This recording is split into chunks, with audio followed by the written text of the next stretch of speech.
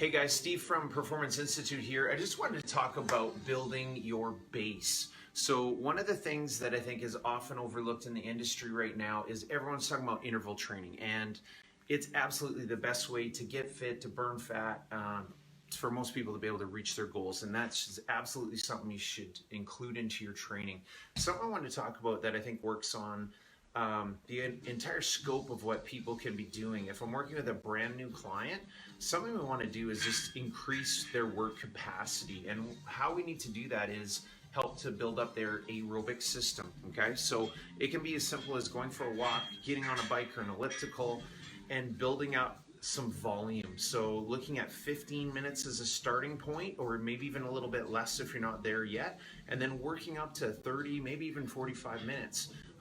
If you're at that level, you should be thinking about being able to pass what we call the talk test. So you could have a conversation, but you're breathing a little bit heavy through it, but you can still converse with somebody. So that would be level one for someone kind of beginning into fitness. If you're in more of an intermediate stage, I love incorporating something we call a body for life, which is a way where we're starting to incorporate some intervals, and we've got it laid out in our blog. You can check out exactly how to do it, but it's basically a bit of a ramp up of a half pyramid, if you will, where I would start someone at about a 50% intensity, go for a couple minutes, and then they go up to about a 60% intensity for a minute, 70% a minute, 80% a minute, 90% a minute, and then we can repeat that pattern.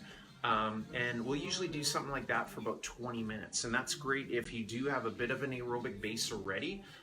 It's going to start to get into that little bit of that anaerobic work, and again, help to build up that base that we're looking for.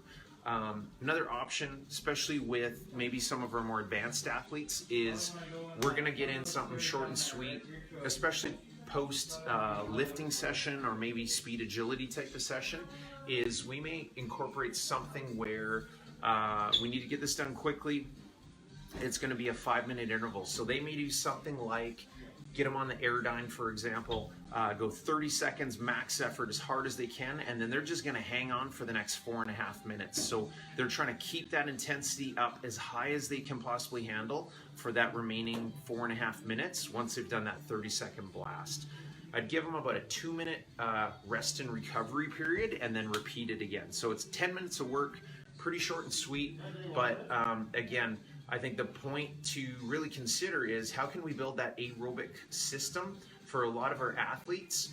They not only need to be good in the first period of their game, but at the third period they need to be just as good. And the fitter you are, the more of an asset you're going to be to your team. Or, you know, if you're just trying to get back out playing sports or get fit, I think all these systems really need to be handled properly. So hopefully that helps. Check out our blog. I've laid out exactly what you can do to incorporate some of this base training.